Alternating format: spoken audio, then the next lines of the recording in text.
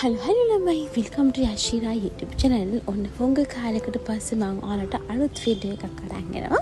ඉතින් channel එකට අලුත් කෙනෙක් නම් channel එක subscribe කරන්න, ඒ වගේම තමයි comment කරන්න, share කරන්න. අද ඔයාලා මගේ vlog එක මොකක්ද කියලා දැනටම දන්නවා ඇති. මොකද මම thumbnail එකෙන්ම මගේ campus එකේ tour එකක් කියන ඔයාලට mention කරලා තියෙනවා. ඉතින් ලංකාවේ විශ්වවිද්‍යාල පද්ධතිය ගත්තොත් එහෙම වවුනියා විශ්වවිද්‍යාලය කියලා කියන්නේ ලංකාවේ රාජ්‍ය විශ්වවිද්‍යාලයක්. එතකොට මේක තියෙන උතුරු පළාත කියන්න ඔයාලා හැමෝම දන්නවා. එතන ගොඩාක් කට්ටිය කියන දෙයක් නේ, රස්නේ නේද, දොරයි නේද, ඉන්න පුළුවන්ද, කැම බීම තියනවද, වතුර තියනවද, ඔය ප්‍රශ්න ගොඩාක් තිබුණා. මොකද මමත් කැම්පස් එකට එන කාලේ සහ මම කැම්පස් එකට ඇප්ලයි කරලා ඉන්න කාලේ මගෙන් ගොඩාක් කට්ටිය ආව ප්‍රශ්නයක් තමයි ඒක. ඉතින් ආදරණීය නංගි මල්ලි, ඔයාලා ඊළඟ අවුරුද්දේ කැම්පස් සිලෙක්ට් කරගන්න ඉන්නවා නම් කැම්පස් එකට අපේ කැම්පස් එකත් සිලෙක්ට් කරගෙන ඉන්නවා නම් අනිවාර්යෙන්ම බය වෙන්න එපා එන්න. මොකද ඒ කියන ප්‍රශ්න දැන් නැහැ. මොකද හැම ළමෙක්ටම ඉන්න පුළුවන් විදිහේ මට්ටමක් යාලා හදලා දීලා තියෙනවා.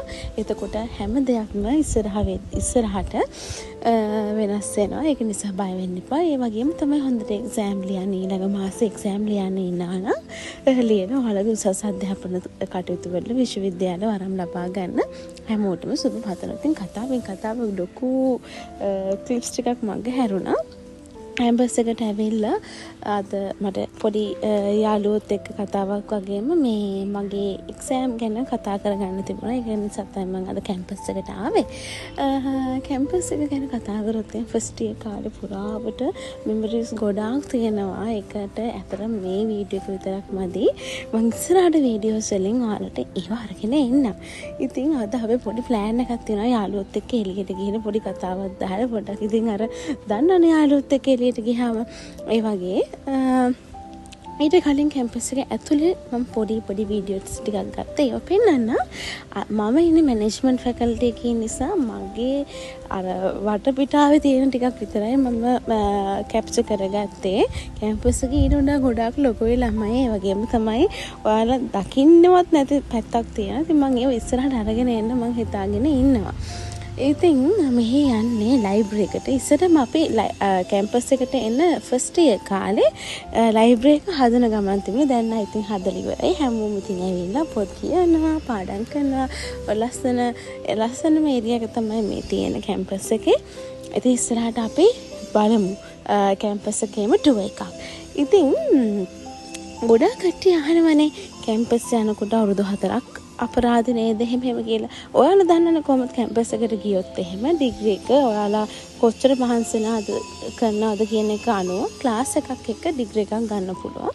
ඊට අමතරව හම්බ වෙන මන් දකින්න ප්‍රධානම වාසිය තමයි ඔයාලා මේකෙන් පස්සේ ප්‍රවිෂ්ඨ වෙන්නේ වෘත්තීමය ජීවිතය. කියන්නේ එදාට මේ කැම්පස් වල ඉන්න යාළුවෝ තමයි එක වෘත්තීන් වල ඉහළ තනතුරු වලට යන්න. එතනදී හදා ගන්න ඒ යාළුකම්, එතනදී ඒ හදා ගන්න හැඳුනුම්කම් ජීවිත පුරාවටම ඔයාලට ඒ සර්කල් එක ගොඩාක් වටිනවා. මොකද කෝල් එකක් හරි දීලා අඩෝ මේක මෙහෙමද කියලා අහන්න පුළුවන්. ඒ කනෙක්ෂන් එක තිබුණොත් මම හිතනවා ඔයාලගේ ජීවිත තව ලෙහෙසි වෙයි කියලා. ඉතින් මේ හිම්මම ආවේ අපි කන්න මුලින්ම කන එකට වඩා අපි කරේ බොන එක. මේ එන්නේ මගේ හොඳම යාළුවා.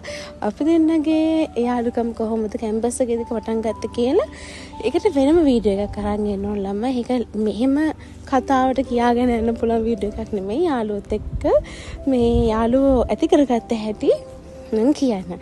ඉතින් ලොකු කතාවකින් පස්සේ අපි ඔන්න සිලෙක්ට් කරගත්ත කෑම ටික තමයි මේ තියෙන්නේ.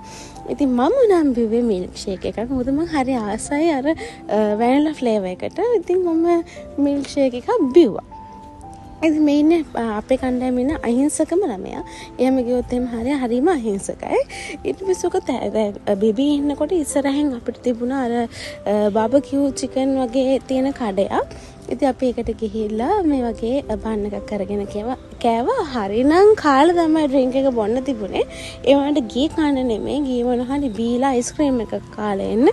ඉතින් අන්තිමේදී වැඩ දෙකක් සිද්ධ වුණා. ඉතින් මේ ඉන්නේ වදුල්ල යාළුවා මගේ. තව අපේ රූම් එකේ බදුල්ල යාළුවෝ 3 දෙනෙක් හිටියා. ඒතර මේ මුස්ලිම් යාළුවොත් බදුල්ලේ. එතකොට ඔයාලා හිතන්නකෝ බදුල්ලේ ඉඳන් ඇවිල්ලා වවුනියාවේ කොච්චර අමාරුවෙන්ද එයාලා ඉන්නේ කියලා. අපිට නම් පුරුදු වෙන්නේ පොඩ්ඩක් රස්නේ කොළඹ පැත්තේ කට්ටියට මේ ඒකේ වෙතත් ලංකාවේ ඉතින් සීත කලාපේ රටක් නෙමෙයි. ඒ නිසා අපි හැමෝටම මේකට හැට ගැහෙන ලේසි.